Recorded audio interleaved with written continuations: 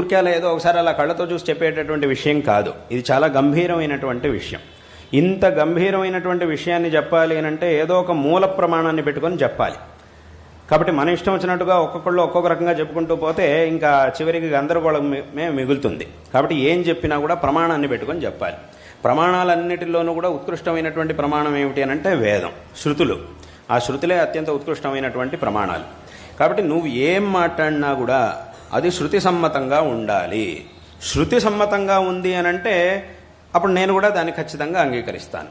అది గనక శృతి సమ్మతంగా లేదు అని అంటే అప్పుడు నేను దాన్ని అంగీకరించేది లేదు అని శంకరాచార్యుల వారు చెప్పారు.